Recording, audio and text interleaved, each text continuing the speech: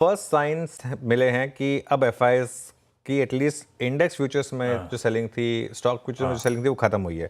उस पर आता हूं मैं, लेकिन पहले तो कैश के नंबर्स देखते हैं। 3,700 करोड़ डीआईएस की बाइंग, 4,100 करोड़ एफआई की सेलिंग। कैश में सेलिंग अभी भी बरकरार है और वो बार्स आएंगे आपके स्क्रीन पर लगातार अब। लेकिन ये नंबर भी जो एक समय पर हम 15,000 10,000 करोड़ देखे थे वो थोड़े से कम हुए हैं। एवरेज हो गई है अब 4 से 5,000 करोड़। 4 से 5,000 करोड़ एक बड़ा नंबर है। ये जब पहले नंबर आते थे तो हम मार्केट डर जाता था। तो अब हमारी खुद की पावर इतनी हो गई कि अब 4-5,000 करोड़ के नंबर्स को हम ऐसे ही एब्जॉर्ब कर लेते हैं। ठीक है। और जहाँ तक डीआईएस की बात है, डीआईएस का लगातार कैश में बाएंगे तो कोई दिक्कत नहीं है वहाँ पर। हाँ, अब इंडेक्स फ्यूचर स्टॉक फ्यूचर्स का मामला देखते हैं। इंडेक्स फ्यूचर्स में 300 करोड़ की बाइंग हुई और स्टॉक फ्यूचर्स में 3,000 करोड़ की बाइंग हुई। तो पहले साइंस मिले हैं फ्राइडे को शॉर्ट कवरिंग के, स्टॉक फ्यूचर्स में और इंडेक्स फ्यूचर्स में। विद इन इंडेक्स फ्यूचर्स थोड़ी सी बैंक निफ्टी में सेलिंग हुई है, लेकिन निफ्टी फ्यूचर्स में 350 करोड़ की बाइंग हुई है। और वो टेबल आएगी अब आपकी स्क्रीन पर। पहली बार पिछले हफ्ते निफ्टी फ्यूचर में बाइंग हुई है। 4 दिन से सेलिंग हो रही थी। 4,000 करोड़, 2,700 करोड़, 2,100 करोड़, 1,600 करोड़। 11 अक्टूबर यानी फ्राइडे को पहली बार 300 करोड़ की बाइंग। तो ये एक इंपॉर्टेंट नंबर है मेरे ख्याल से। लॉन्ग और शॉर्ट भी अगर आप देखें, पहले इंडिकेशन है शॉर्ट कवरिंग है। लॉन्ग ऐड नहीं हुए, लॉन्ग तो जस के तस बने रहे जितने थे सिस्टम में, लेकिन 5,000 शॉर्ट कम हुए हैं लॉन्ग शॉर्ट पोजीशन में अगर आप देखेंगे। और वो ग्राफ मतलब पहले, हाँ चार्ट देखते हैं, देखिए चार्ट किस तरीके से गिरा है। पहले साइन दिखे आपको थोड़े से स्टेबिलिटी के।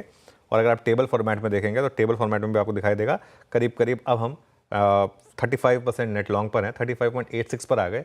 1.5 लाख नेट कॉन्ट्रैक्ट अभी भी एफआईएस की तरफ से शॉर्ट है। इवन इंडेक्स ऑप्शंस का आंकड़ा एफआईएस का काफ़ी इंटरेस्टिंग है।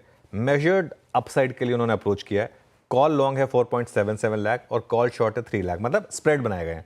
अच्छा, हमारी फ्राइडे को भी एक स्ट्रैटेजी इंडेक्स की ये थी कि अगर आप अग्रेसिव ट्रेडर हैं तो एक स्प्रेड बना सकते हैं, लोअर लेवल की कॉल ले लें और हायर लेवल की कॉल बेच दें। ये एक अप्रोच है। आई थिंक एफआईएस ने भी ये अप्रोच रखी है इस समय मार्केट में। ये एक अच्छी अप्रोच है मार्केट में। अगर चलेगी तो अच्छी चलेगी ये अप्रोच। इंडिया विक्स फ्लैट था, एक्चुअली 2% नीचे ही था, तो ये भी एक अच्छी चीज़ है। पुट कॉल रेशो अभी भी ओवरसोल्ड है, 0.84 पर है बस 0.93। और एक और अच्छी चीज़ हुई है, 3 स्टॉक्स बैन से बाहर आ गए। जो 12 थे वो 9 रह गए। बंधन बैंक, बिरला सॉफ्ट और टाटा केमिकल, ये 3 स्टॉक बैन से बाहर आए हैं। वो तीनों की लिस्ट आ जाएगी आपके स्क्रीन पर। ये वाली नहीं, जो बैन से बाहर आए हैं वो ज़्यादा ज़रूरी होता है। तो ये भी मार्केट के लिए एक तरीके से मोरलेस पॉजिटिव है। तो कुल मिलाकर सेटअप जो है उसको मैं आज पॉजिटिव लेकर चल रहा हूँ। एक दो स्टॉक्स और डिस्कस कर लेते हैं क्योंकि सेटअप की बात हो, इस हफ्ते स्टॉक स्पेसिफिक मूव्स रहने हैं। लॉन्ग सबसे ज़्यादा बने थे डीवीज लैब्स में और नैल्को में, और डीवीज तो खैर सबसे स्ट्रॉन्ग स्टॉक रहा है मार्केट का। बंधन बैंक, कमिंस और सिप्ला यहाँ पर शॉर्ट बने थे। बंधन बैंक और टाटा केमिकल्स दोनों में शॉर्ट कवरिंग आई, दोनों बैंक से बाहर आए। और टीसीएस और आईसीआईसीआई बैंक यहाँ पर थोड़ी सी लॉन्ग अनवाइंडिंग हुई और थोड़ा सा प्रेशर इन दोनों स्टॉक्स पर देखने को मिला, जिसकी वजह से निफ्टी पर भी इम्पैक्ट आया था। बट सेटअप पॉजिटिव है। ग्लोब ठीक ठाक,